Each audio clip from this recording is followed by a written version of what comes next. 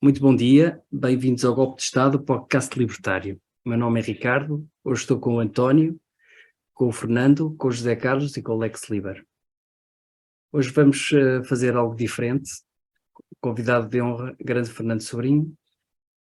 Nós temos aqui uma situação hipotética de se, como nós todos esperamos, que o Partido Libertário venha a ser eleito para o Parlamento, no caso de sermos eleitos deputados e tendo a oportunidade de, numa circunstância semelhante à que aconteceu há uns anos, um deputado do Partido Libertário estar na posição de exigir algo para viabilizar determinada lei ou determinado governo, o que faríamos?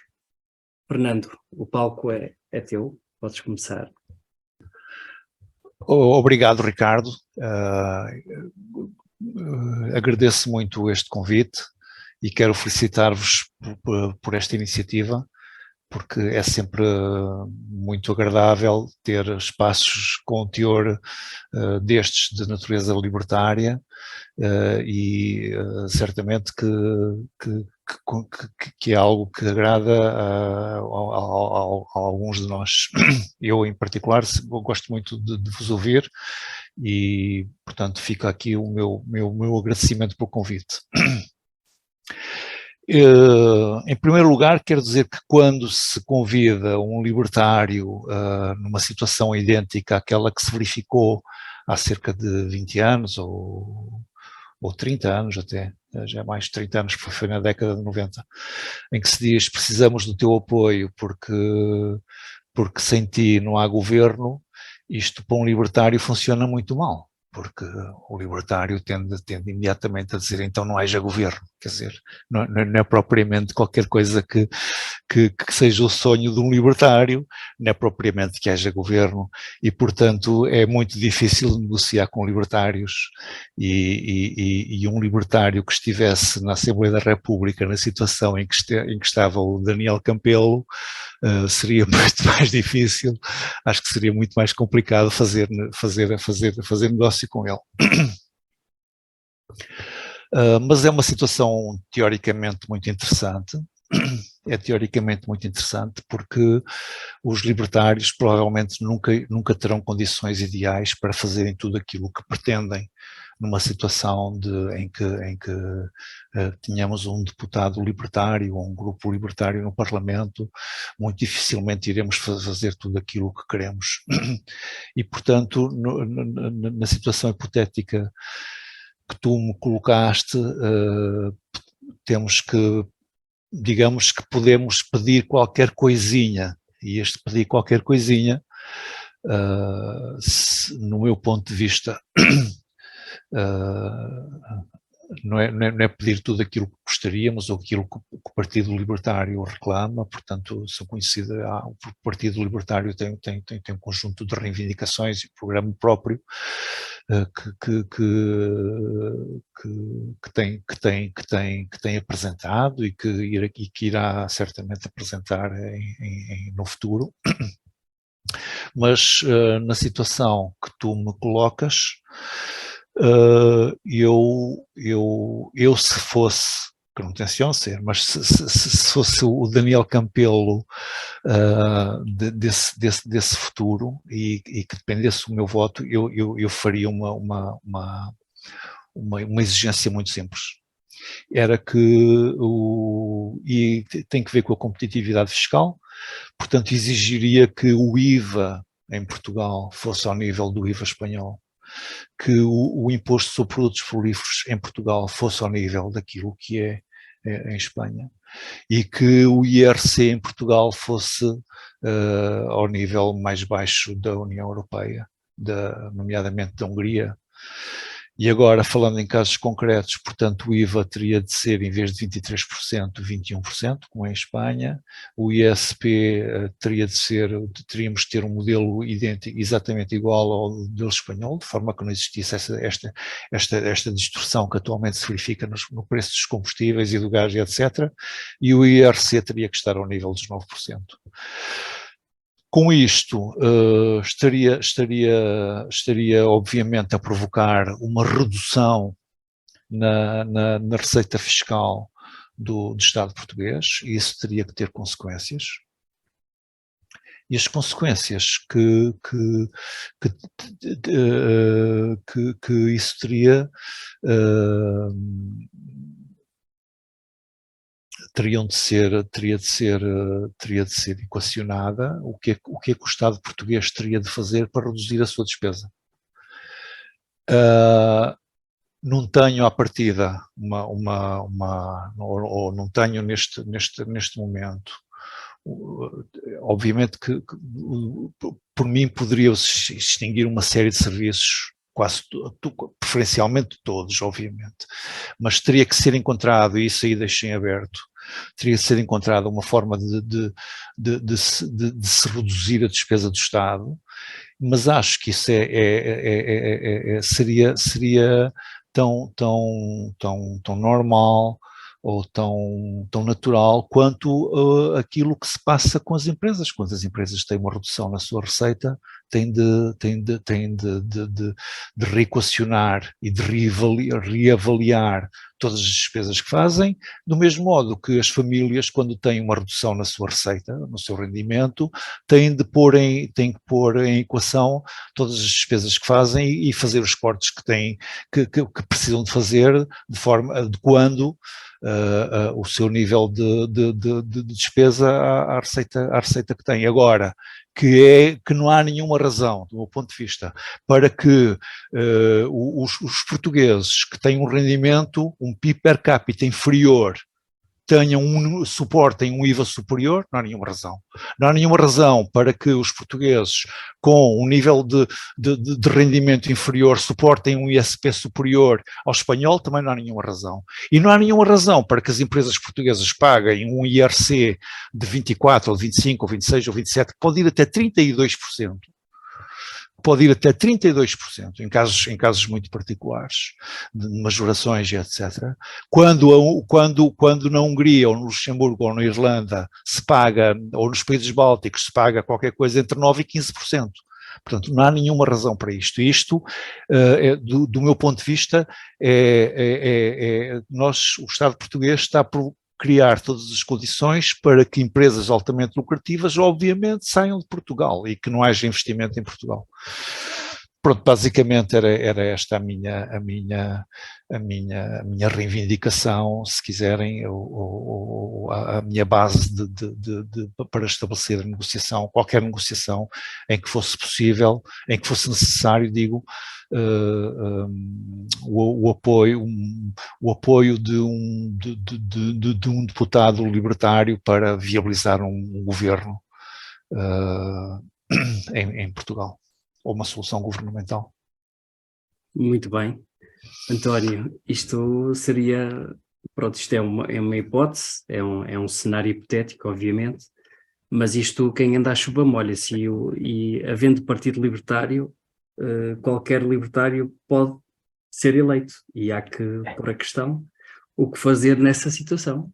O que é que achas da ideia do Fernando, e como podes complementar esta... O caminho do Fernando acho que é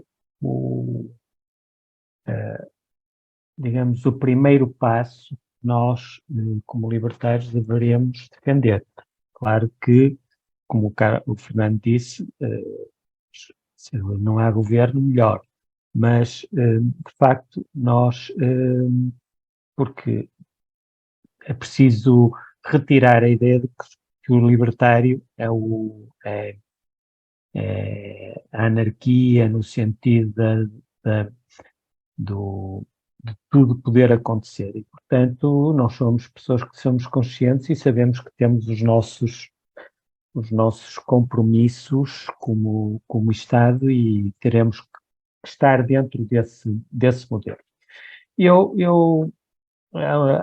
Um dos podcasts anteriores nós estivemos a falar sobre a questão das empresas pertencentes ao Estado, e que eram qualquer coisa como 147 empresas. Eu estive a avaliar do que é que se poderia fazer com esta situação das 147 empresas e retirando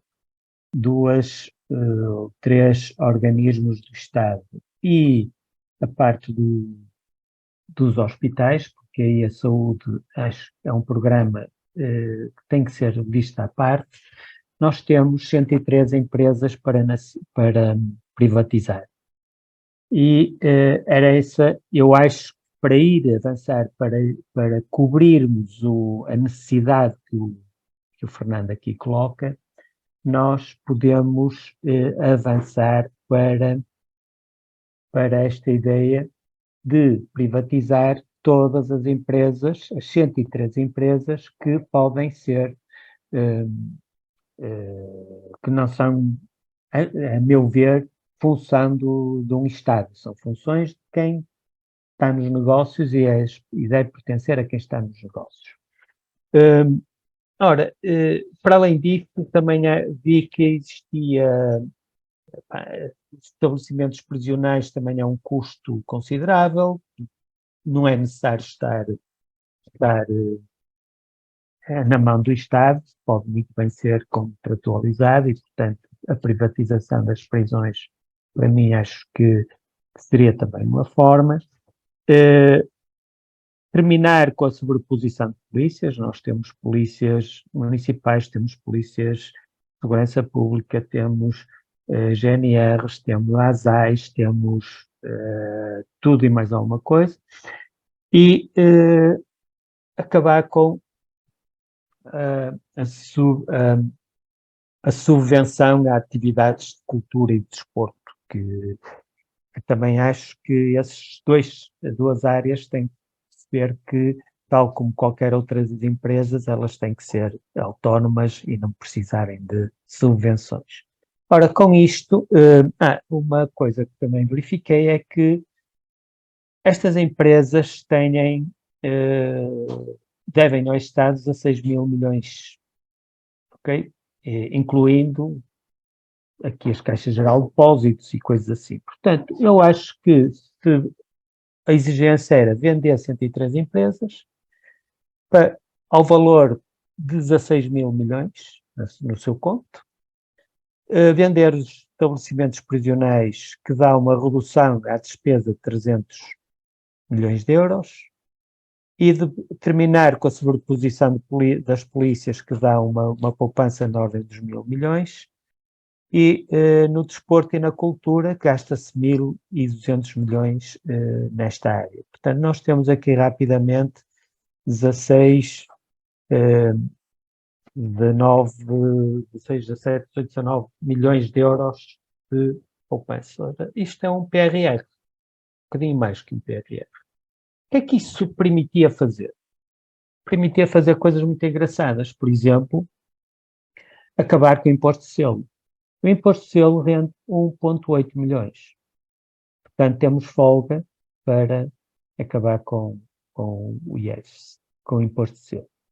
Poderíamos acabar com o IMI. O IMI custa, de receita dá 1,6 mil milhões. Podemos acabar com o IUC. Podemos acabar com o IMT. E, ainda assim, podíamos baixar na ordem de 5% o IVA, o IRC e o IRS, ou seja, o IVA passar para 18%, IRC para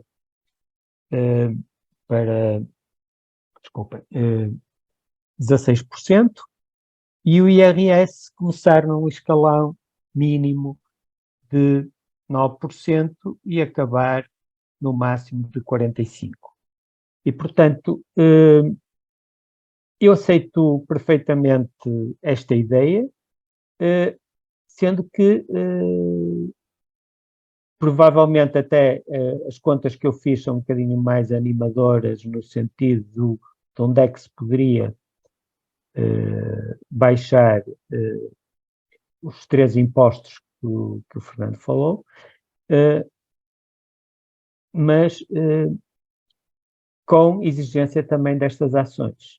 Vender o que temos e e privatizar outros serviços que são do Estado, nomeadamente estes dois, estabelecimentos prisionais e da sobreposição das polícias. Eventualmente, alguma polícia que se possa exigir também procura-se as empresas de segurança e faz um contrato pontual para um determinado evento ou qualquer coisa assim, não é necessário polícia para coisa nenhuma. E, portanto, eu acho que o meu contributo para a ideia do Fernando é esta, é ir buscar onde vamos buscar o dinheiro está aqui. Sem grande esforço, podemos mudar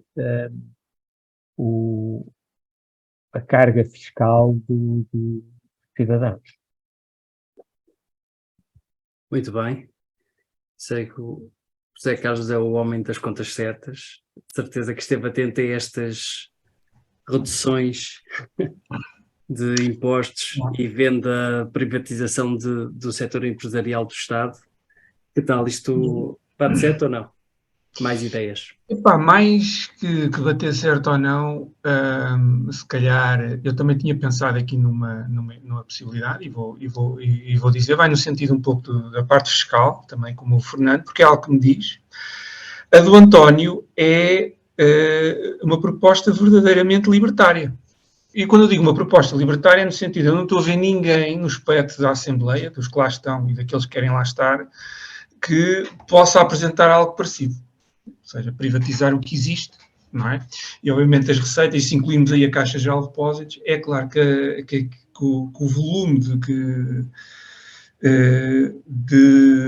recursos financeiros que aportam, não é? Pode ser para muita coisa, inclusive para a sugestão do António ou outras, isso é verdade. Mas isto é, primeiro de assinalar, seria a forma libertária da proposta do António, que é diferente da proposta do Fernando e também um pouco diferente daquilo que eu também gostava de dar aqui uma chega. Isso é que eu acho que temos que notar e que não há ninguém no espectro político que hoje que se avançasse, nem com metade do que ele disse, acho eu. Pelo menos, ou estarei muito enganado.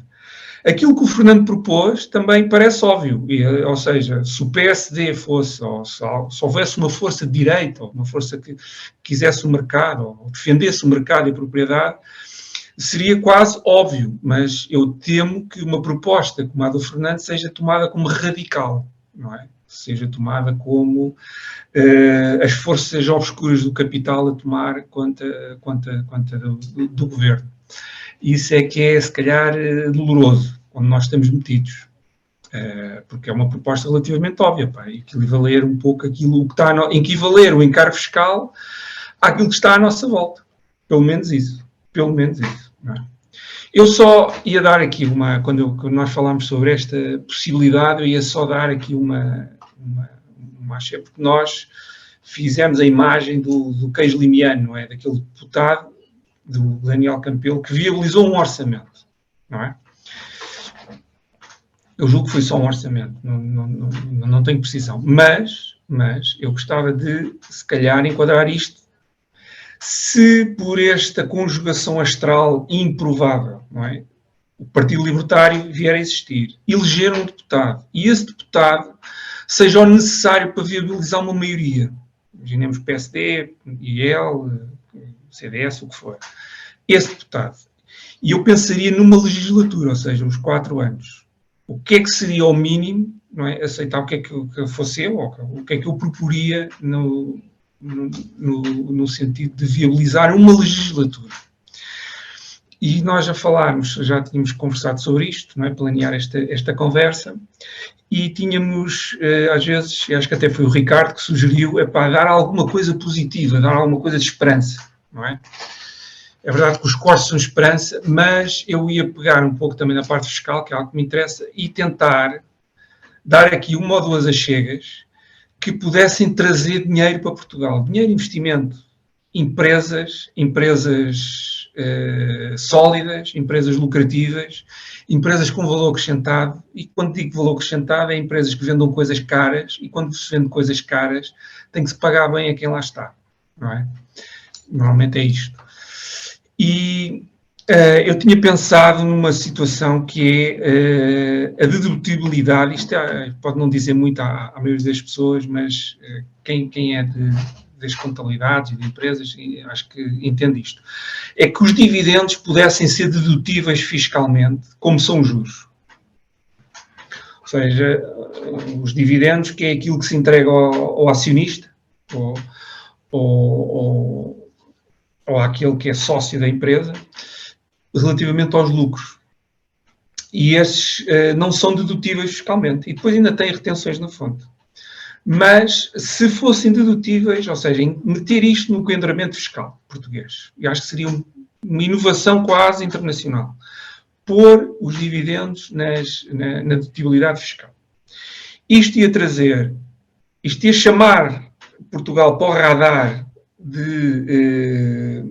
disso, de investimento internacional, quando se procura localizações de estruturas financeiras.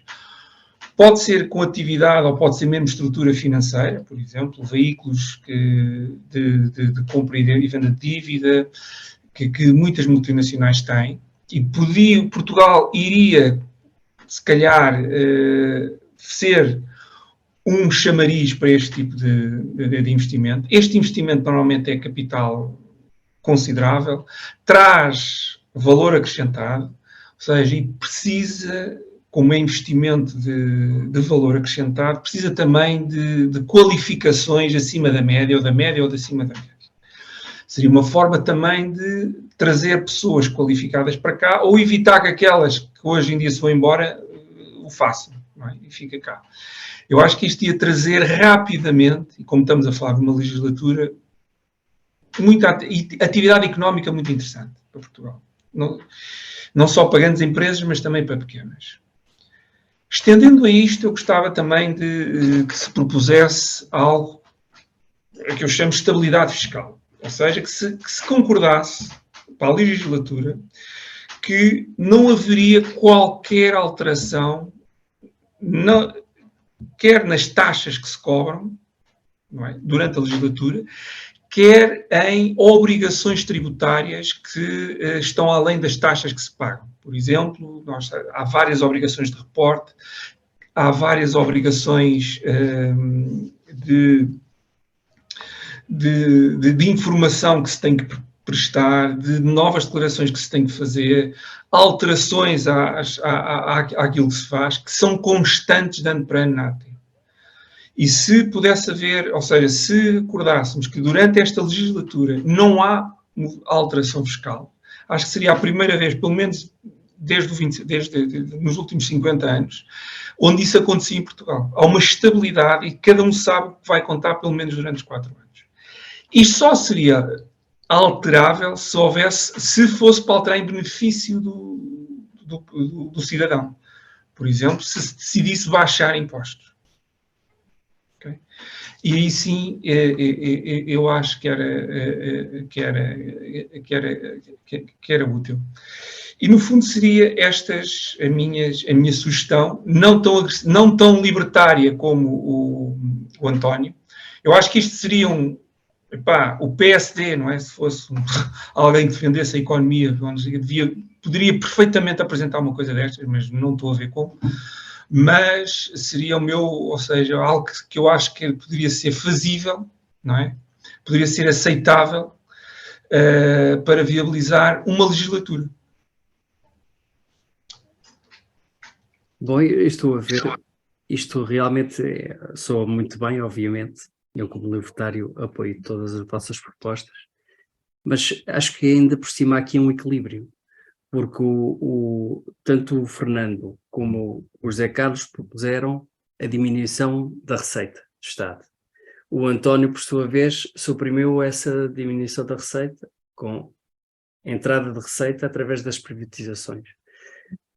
E o resultado final é que a população iria ficar muito melhor neste mundo libertário do que atualmente, em que está sobrecarregado de impostos e não tem capacidade sequer de acumular capital de nenhuma forma.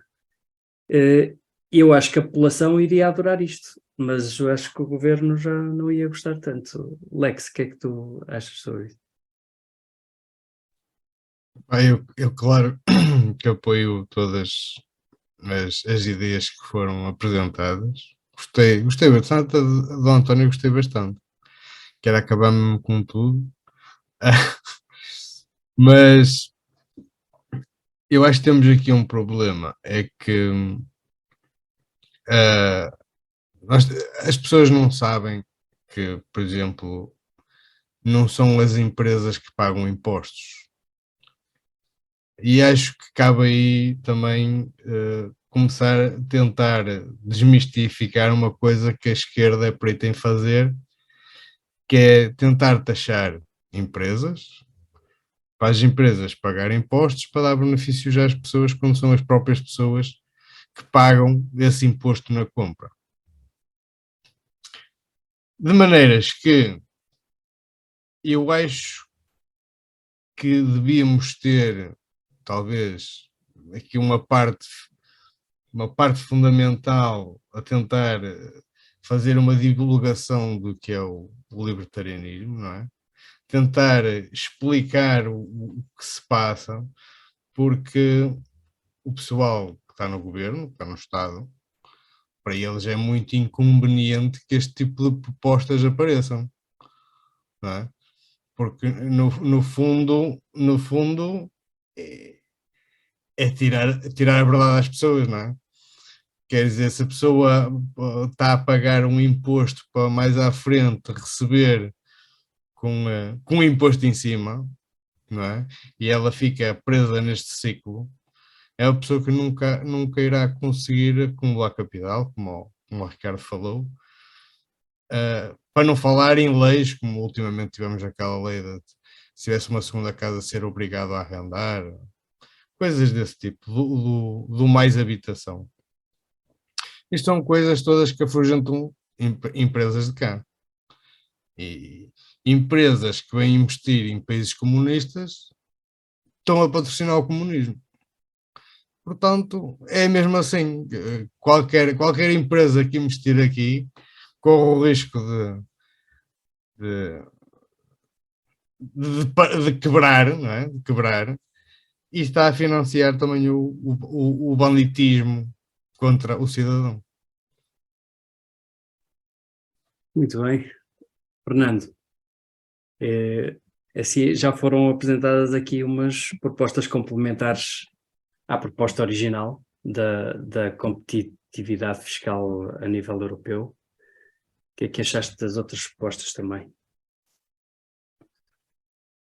Eu sinto-me ligeiramente embaraçado, porque quando estou com gente em que toda a gente tem ideias mais libertárias do que eu, e eu pareço o socialista do grupo, sinto-me um bocadinho embaraçado, mas sinto-me feliz. Eu não ouvi exatamente qual foi a tua ideia. Eu vi que fizeste uma síntese da posição de receitas do António e de redução de despesa minha, mas não vi qual é que era a tua, qual foi exatamente o teu comentário. O António venceu-me logo, que disse que acabava com o IMI e com o MT. Para mim, estou convencido. Para mim, subscrevo. Ok. Porque acho que são mesmo impostos que incidem sobre a propriedade privada de uma forma tão ostensiva e tão despropositada. Então, o IMT, que veio substituir a CISA, que era, pelos vistos, dizia o Guterres, o imposto mais estúpido do mundo, e depois mudou-lhe de nome e continuou tudo na mesma. E, portanto, eu acho que isto prejudica a acumulação de capital, não defende a propriedade privada. Acho que prejudica a mobilidade social, porque impede que as pessoas possam mudar de habitação ou comprar terrenos conforme precisem, para investir, para viver, para usufruir, e acho que é um atentado à nossa liberdade individual sem nome, e é aí que o socialismo ganha e o ser humano fica a perder. Portanto, em detrimento do aumento da preponderância do Estado. É isso. Eu queria aproveitar, se me deixarem, não é? Perguntar ao Fernando como é que ao bocado estávamos a falar em off, e estávamos do tipo, as pessoas não são bobas porque pronto, não interessa. Como é que consciencializamos as pessoas de que ou seja, não são as empresas que pagam impostos, são elas que pagam os impostos, e com os impostos que pagam não conseguem ter acesso a produtos e serviços prestados por Estado que são medíocres ou inexistentes. E depois estamos a falar, por exemplo, no caso da saúde, que está a atravessar um problema grave. O que é que propões para consciencializar as pessoas neste sentido, Fernando? Ora bem, o Bastiat dizia que o Estado é uma grande ilusão, não é? Em que as pessoas, em que toda a gente se convence que consegue viver à custa de toda a outra gente. E a Margaret Thatcher dizia que os impostos, não existe dinheiro público e que o dinheiro que constitui o orçamento do Estado é dinheiro retirado da mesa das famílias. Quando nós estamos, e o Milton Friedman sobre os impostos e aquilo que estavas a dizer, as empresas não pagam impostos, de facto ele também tem uma pequena palestra de alguns minutos em que ele é brilhante, em que ele explica que as empresas não pagam impostos, portanto os impostos que as empresas entregam ao Estado são impostos cobrados ou aos donos das empresas e portanto isso reduz a rentabilidade do capital ou aos consumidores ou dinheiro que é retirado do rendimento dos trabalhadores à custa de emprego ou à custa diretamente do rendimento. Quando nós estamos a discutir, como aqui se falou e como o Ricardo estava a falar, quando nós estamos a discutir qual o tipo de imposto que gostaríamos de reduzir, nós enquanto libertários gostaríamos de reduzir os impostos todos. E todos, obviamente, se possível até extingui-los, não é? Cada um terá terá uma hierarquia de impostos. A mim, pessoalmente, eu acho que o IVA é um imposto que me choca, na medida em que uma pessoa sem propriedade, sem rendimento, se receber um donativo e for comprar um bem qualquer, está a pagar IVA. E isso choca-me. É uma pessoa que não tem rendimento, não tem propriedades e quando vai fazer um consumo, qualquer que ele seja, ele está a pagar IVA. E isso, para mim, o IVA tem eu acho que é o meu inimigo público número 1. Mas isto dos impostos é quase como escolher onde é que queres o cancro, não é? Quer dizer, preferes o cancro no pulmão, ou na próstata, ou no cólon, onde é que queres o cancro? Quer dizer, sendo que em algum sítio vais ter que levar com ele. Porque o Estado te quer entregar coisas. E a atitude libertária, aquilo que os libertários têm de fazer no seu discurso, na sua mensagem, na sua comunicação, é consciencializar as pessoas de que o Estado, aquilo que o Estado devolve à sociedade, tem um valor inferior ao valor do recurso que o Estado captura da sociedade. E esta que é o grande desafio, a grande guerra, se quiserem, que os libertários têm pela frente, porque não é fácil. Os libertários têm sempre um discurso de retirar coisas. Nós não oferecemos nada a ninguém. Nós não prometemos nada a ninguém. Não nos ocorre distribuir mais um subsídio ou distribuir mais uma benesse, não. O que os libertários, o discurso libertário é sempre retirar, e isto não é fácil. Isto não é fácil para as pessoas perceberem que se pagarem menos, vão ficar com menos, vão ficar com mais. Se pagarem menos, se derem menos recursos ao Estado, a sociedade vai ser mais rica. E isto aqui não é uma coisa fácil de perceber, porque normalmente as pessoas o que percebem, a linguagem que percebem é que o partido A, se for eleito, vai dar uma benesse qualquer aos agricultores, aos industriais, ou aos inquilinos, ou a quem tem empréstimos de casa, quer dizer, há grupos e normalmente há uma panóplia, um conjunto de ofertas que contempla toda a gente, benefícios para toda a gente, sem que as pessoas percebam que aquilo que vai ser distribuído tem um valor muito inferior àquilo que é capturado. Isto não é fácil de explicar. Eu acho que, acima de tudo, há que fazer com que as pessoas percebam que grande parte dos serviços que têm agora, que são prestados pelo Estado, porque o Estado exerce força, ou seja, aprova leis que lhes dão um monopólio de determinado serviço, ou de determinado bem, ou de determinada zona. Que é o caso, por exemplo, de transportes públicos, é o caso dos hospitais centrais, é o caso dos Correios, por exemplo, em que o Estado tem o monopólio dos Correios e por isso concessiona. E, portanto, isto é errado dizer que os libertários tiram, porque, no fundo, os libertários só querem, se isto fosse uma floresta, os libertários só querem cortar os eucaliptos, não querem cortar as outras árvores. E por baixo tem uma floresta verdejante e pujante, que está pronta a nascer a partir do momento que os eucaliptos são extintos, são deitados abaixo. E eu penso que é isso que o libertário quer fazer. O libertário não tem uma política de terra queimada. António, concordas?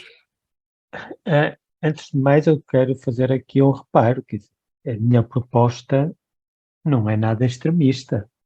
Simplesmente ela retirar ao Estado uma parte, não a totalidade, de uma atividade que ele não nasceu para isso. Quer dizer,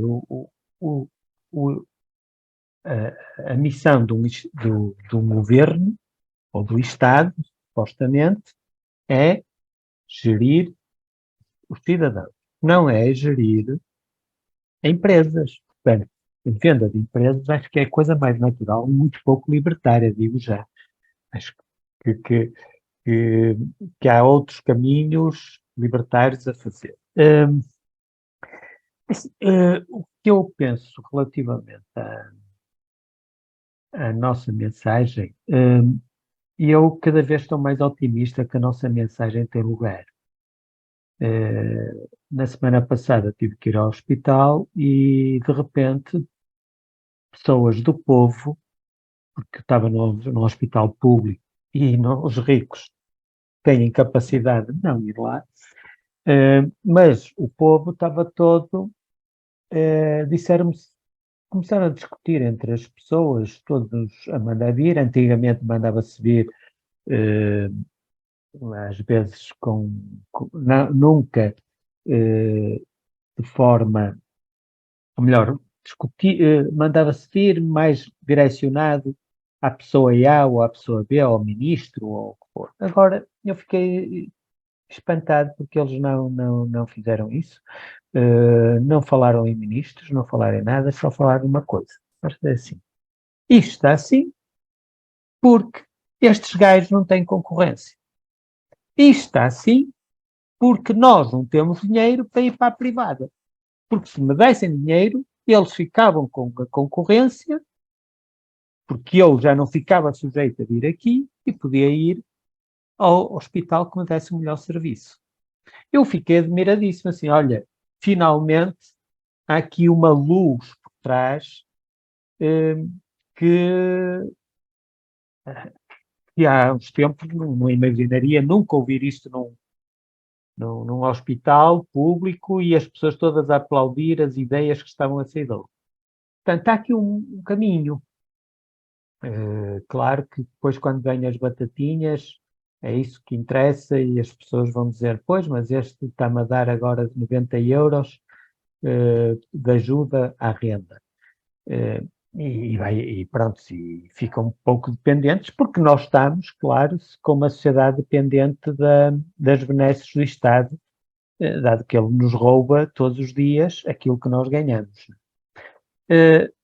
Eu gosto, eu acho também, portanto, temos que começar a dirigirmos ao povo e não dirigirmos a economistas, que eu acho que o grande mal dos libertários é que normalmente, sem aqui afetar o Sr. José Carlos Moraes, mas nós temos sempre uma conversa muito hermética relativamente à economia, coisa que pouca gente entende, e precisamos de fazer uma comunicação mais terra a terra com essas pessoas que já começam a perceber que sem concorrência não vão a coisa nenhuma. Eu acho que isso é um caminho. Outro caminho é ser-se direto relativamente àquilo que é os valores da dignidade humana.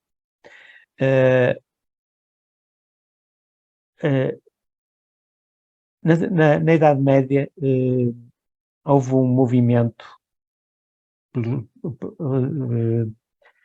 organizado por monges contra os impostos que os senhores feudais cobravam ao seu próprio povo.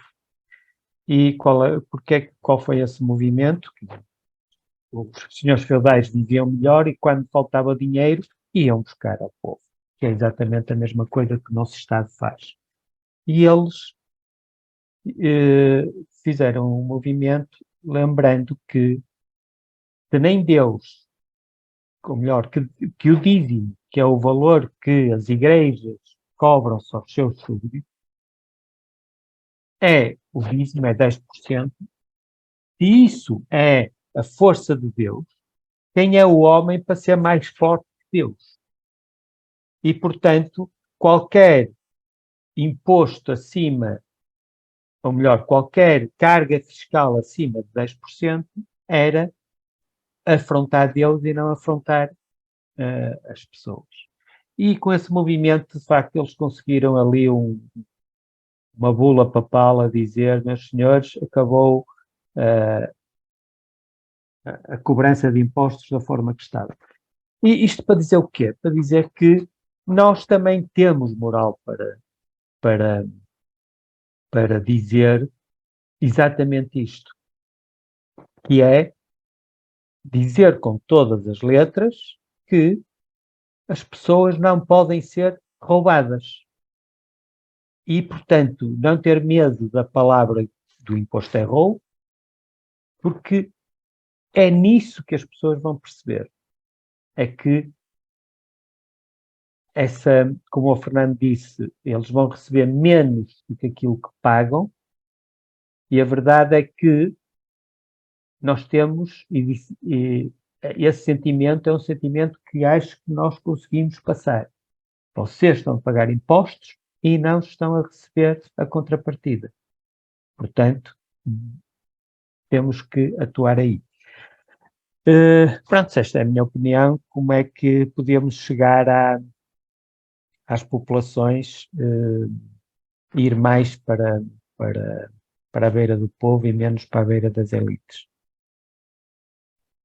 Eu não achei a tua proposta radical, eu acho que era um bom início, não é? É um início de negociação para depois continuar a acabar com os outros impostos, não é?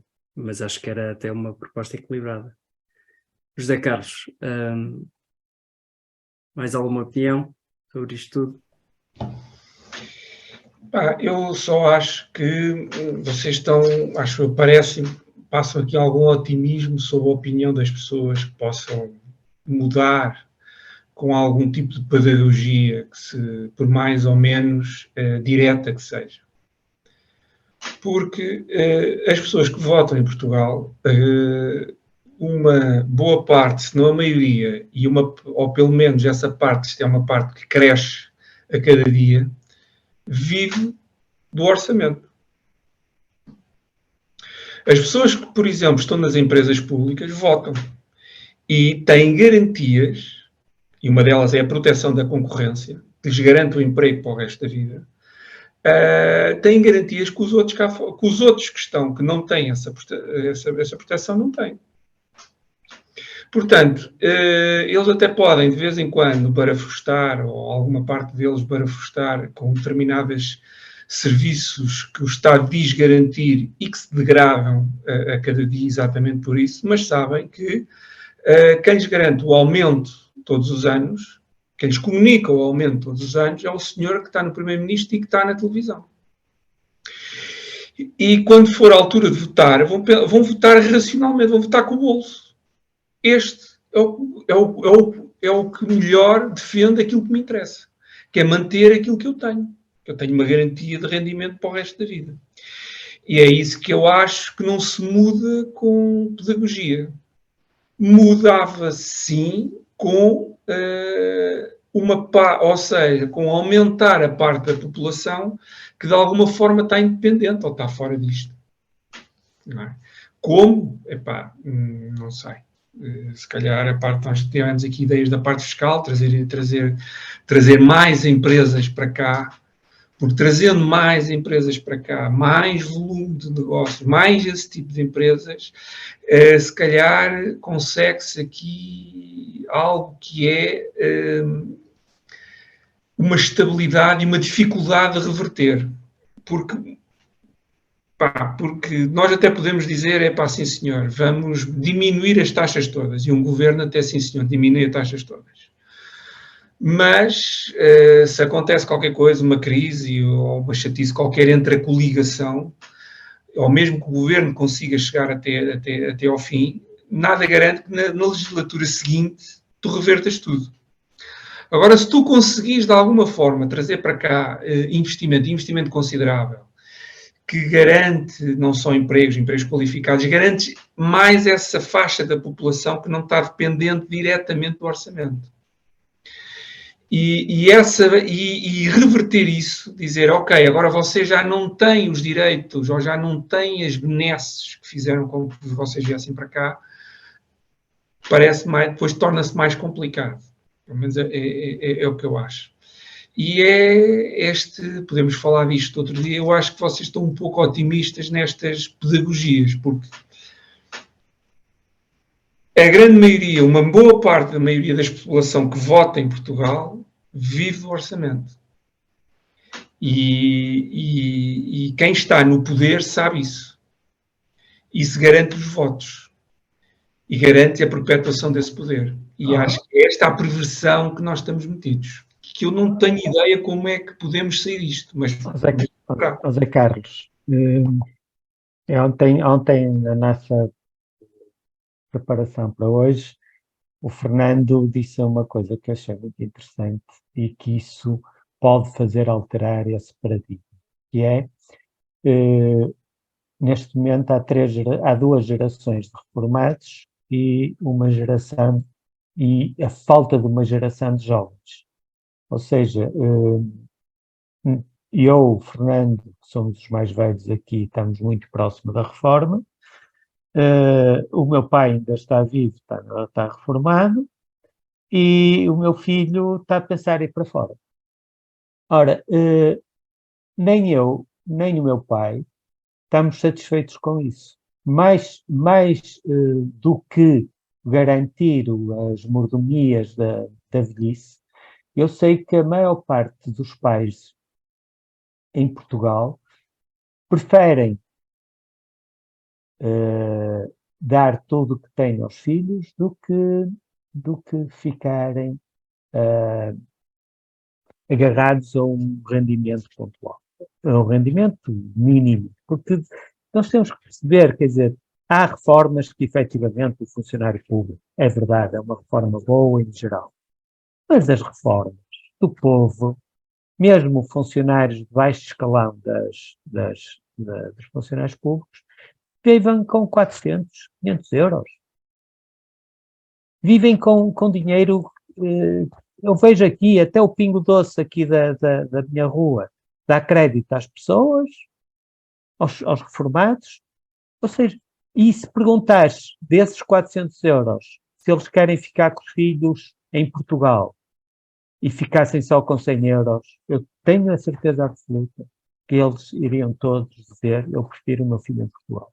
Portanto, acho que há aqui há boas oportunidades, porque estamos a chegar a um ponto em que nem as pessoas, digamos, que tinham essa proteção, sentem que estão protegidas. Eu sei que sou um otimista por natureza, mas eu acho que há uma oportunidade. E essa oportunidade tem que ser trabalhada e tem que ser direcionada a essas pessoas, às pessoas que estão a ver os filhos a ir embora, que têm os pais reformados e estão a entrar na reforma. E dizem: o meu pai vive com 300 euros, eu vou viver com 400 e o meu filho não está aqui para me alimentar. Porque é assim que o sistema funciona com o sistema Ponzi e, portanto, era isso que nós estamos à espera.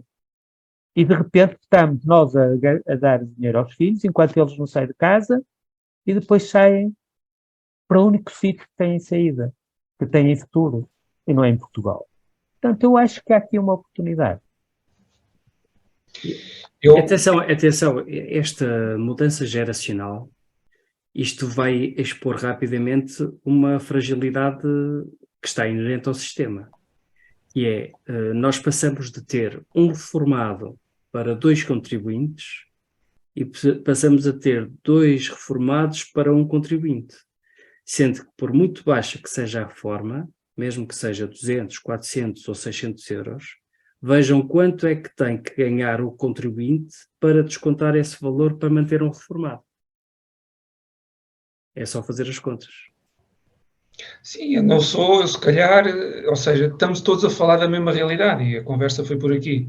Eu sou mais pessimista e se calhar olho para a mesma coisa e sou mais...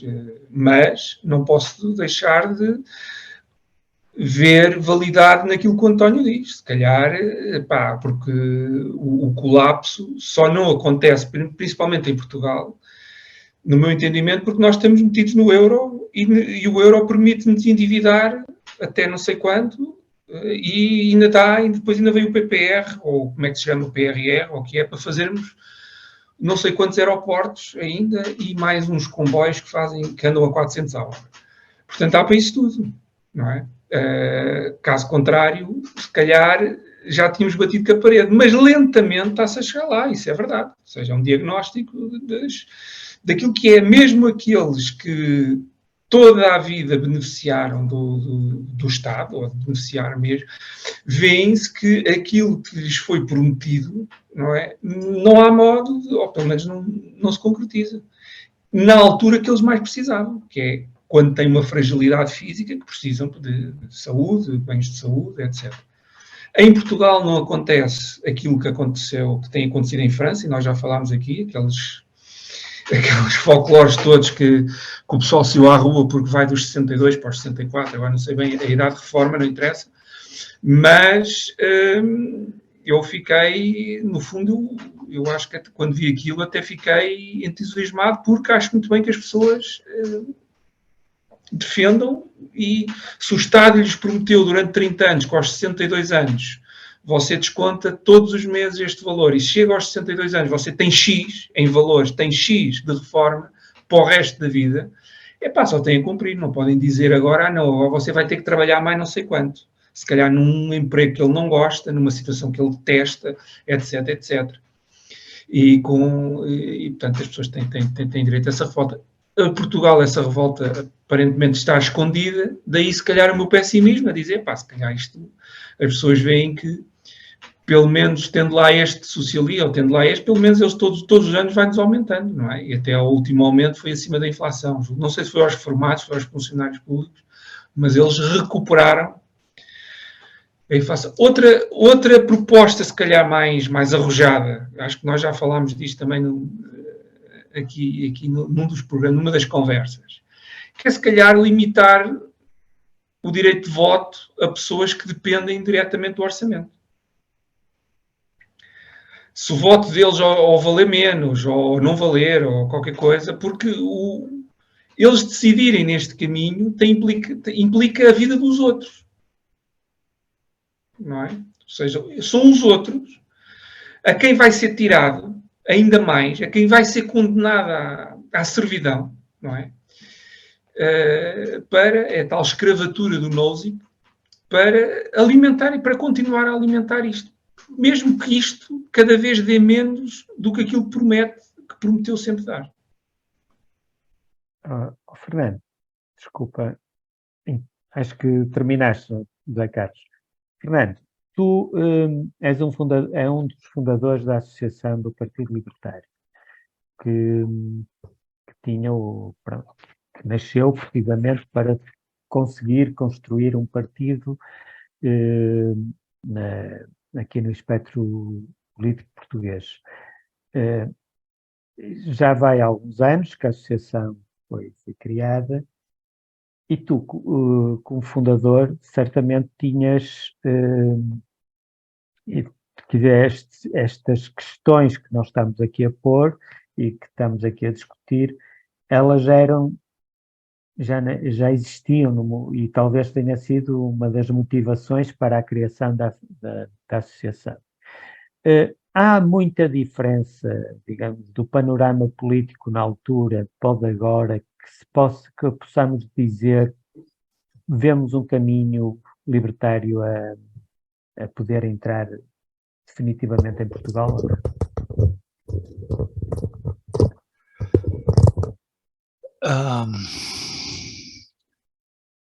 Ora bem, a aspiração à criação do Partido Libertário é uma coisa que tem muito tempo, não é? Portanto, isto tem mais de 10 anos, a associação tem menos, a associação só tem ainda, julgo que 7 anos, mas a vontade de criar o Partido Libertário e o meu envolvimento nesse projeto tem um pouco mais, tem um pouco mais de tempo.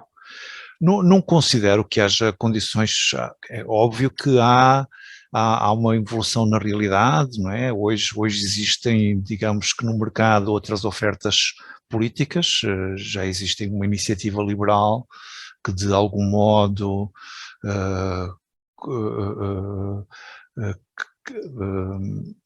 concorre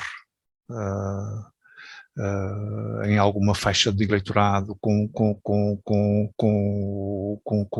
o libertarismo, portanto há uma grande coincidência, não há assim substâncias, não há assim divergências tão substanciais de visão política entre um liberal clássico e um minarquista. Portanto, não há assim diferenças muito substanciais, portanto, e existem outros projetos que entretanto surgiram, como por exemplo o Chega, que quando se apresentou, e nós fizemos na associação uma revisão ao programa do Chega, e conceptualmente a doutrina, o programa do Chega na sua parte económica havia uma grande coincidência com a nossa própria visão sobre a intervenção do Estado na economia, ou a não intervenção, mais exatamente, mas obviamente que uma coisa é a visão programática do Chega e outra coisa é a praxis política do Chega, que não tem coincidido de forma nenhuma com aquilo que está no seu programa. Relativamente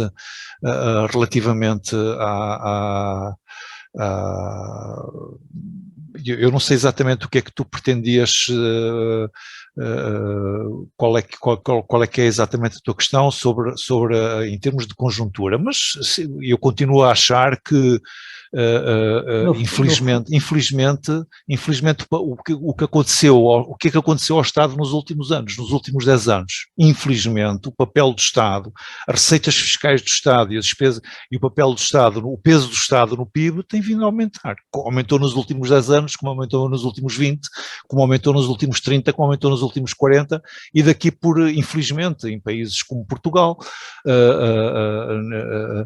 se calhar daqui por 10 anos estaremos aqui a fazer uma revisão e a dizer que infelizmente o peso do Estado na economia continua a ser cada vez maior. Portanto, a receita do Estado, a receita fiscal do Estado, medida em percentagem do PIB, é cada vez maior, e a receita e o papel do Estado na despesa, a despesa do Estado no PIB é cada vez maior. Eu queria tentar perceber se tu sentes que neste momento a associação terá, ou melhor, a associação não, o partido terá melhores condições ou terá condições mais facilitadas para entrar no espectro político e poder começar a dizimar, a divulgar a mensagem libertária, do que há 10 anos, quando tu começaste. Porque eu vejo aqui, há 10 anos atrás, nós também estávamos em plena crise financeira, com o FMI aqui dentro, mas nos últimos 5 anos nós tivemos não só um aumento brusco da carga fiscal, como situações como o confinamento, que o abuso do Estado ultrapassou inclusive a própria Constituição e os poderes que tinha. E era tentar perceber, tu que viveste esse tempo e estavas a começar e provavelmente sentias as pessoas dessa altura, se vês que estamos num momento melhor para ir para isto, ou se de certa maneira ainda temos muitos quilómetros para fazer até chegar à altura melhor para virmos com as nossas propostas libertárias para a rua. Não sei se estás a entender o que eu quero. Eu, como todos os libertários, anseio pela criação do Partido Libertário e pela possibilidade de poder votar. Espero que se concretize ontem, se possível, tão rapidamente quanto possível, esta possibilidade de votar no Partido Libertário. A questão é o facto de existirmos enquanto partido e estarmos presentes num boletim de voto, temos de ser realistas e perceber que o Partido Libertário existe em diversos países, existe aqui ao lado em Espanha, existe em França, existe na Bélgica, existe nos Estados Unidos, existe na Suíça, existe numa série de países. E em nenhum país teve uma afirmação de popularidade e de dimensão eleitoral significativa, em nenhum sítio. Portanto,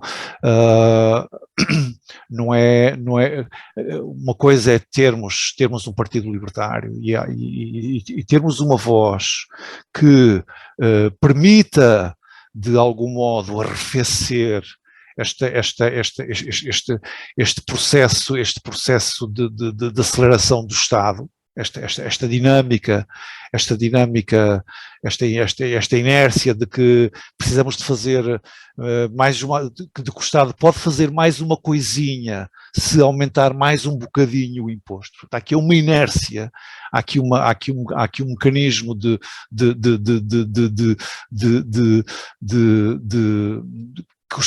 em que os políticos utilizam um instrumento que é o instrumento Estado, o poder coercivo do Estado para capturar recursos e para dar mais qualquer coisinha a alguém, e é preciso alguém é preciso um mecanismo que permita introduzir algum arrefecimento neste processo, alguma desaceleração neste processo, e pôr, como dizia o Ricardo ontem, pôr um bocado a roda a andar ao contrário, não é? Mas antes de se pôr a roda a andar ao contrário, é preciso travar a roda. E basicamente é isto que... como é que isto se faz? Tendo voz. E a única forma de termos voz é termos um partido. Não é no sistema que nós vivemos, é a única possibilidade que nós temos. ter antena, ter tempo de antena, é ter um partido político. É claro que temos depois de ter os players, ou o líder, o porta-voz adequado para passar esta mensagem. Não basta ter um bom conteúdo ideológico, é preciso também ter um modo de transmitir isto, não é? Isso também não é fácil. Eu acho que pode haver alguma esperança e alguma abertura das pessoas, porque eu acho que há pouco o António estava a dar aquele exemplo das pessoas no hospital que já estavam a dizer isto não pode ser assim, isto é falta de concorrência, se tivéssemos alternativa, etc. E eu estou em crer que essas pessoas pura e simplesmente não votam. Não é que vão votar no PS, nem no PSD, nem no PCP. Geralmente são pessoas que estão desapegadas da política porque já foram decepcionadas 3 ou 4 vezes, têm a sensação que é tudo na mesma e não têm alternativa. E eu penso que o Partido Libertado pode ser essa alternativa. Portanto, nós temos que ter alternativas suficientemente diferentes dos outros partidos para atrair pessoas que estão fora sequer das eleições, que nem sequer vão votar. Sim, é isso, apesar que no hospital eram cerca de umas 15 ou 20 pessoas que lá estavam e é muita coincidência eles não votarem, principalmente o tipo de pessoas que eram. Eu penso que já os que votam já começam a pensar nisso. Agora, depois da resposta do Fernando, fiquei menos animado. Parece-me que nós só vamos conseguir ter voz com influência nos governos quando chegarmos à Argentina, porque é o único caso que nós estamos a ver de um candidato libertário que está à frente das sondagens para ganhar o governo. Portanto, está visto, e parece-me, tu falaste, nos países ricos não funciona, nós vamos empobrecendo, provavelmente já funcionará um bocadinho melhor, mas vamos ter que chegar à Argentina, porque é o fim que este processo de cada vez mais carga fiscal, cada vez mais intervenção do Estado, vamos chegar ao tempo da Argentina. E, portanto, quando chegarmos a esse ponto, nós vamos ser governantes.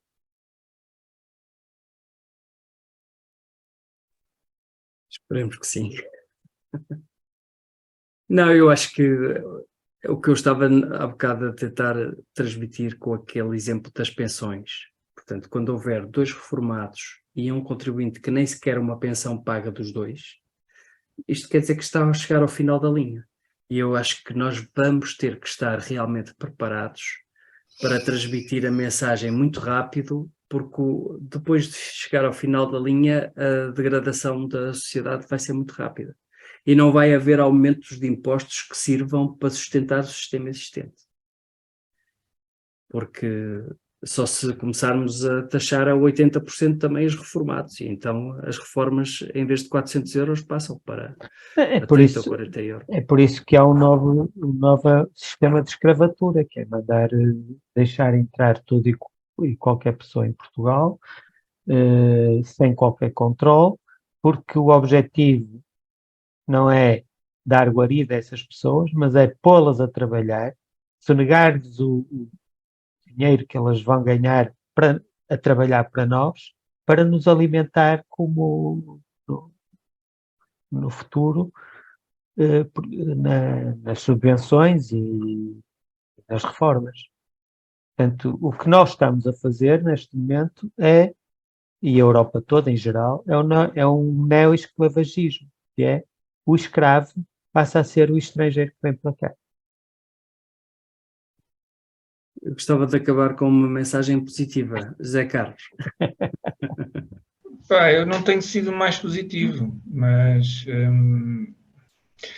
eu acho que vocês também já ouviram falar. A solução que está e começa a ser abordada para esse problema que tu referiste, não é? Ou seja, das gerações que faltam para alimentar a pirâmide, é aquela história do rendimento universal garantido, ou como é que se chama? Rendimento universal. Começam a aparecer muitas experiências, começa a aparecer muito, eles chamam também de trabalho científico, não é? No nosso Parlamento até já há quem defenda, e acho que vai ser o passo em frente para o Estado manter-se como o grande provider de tudo e de todos.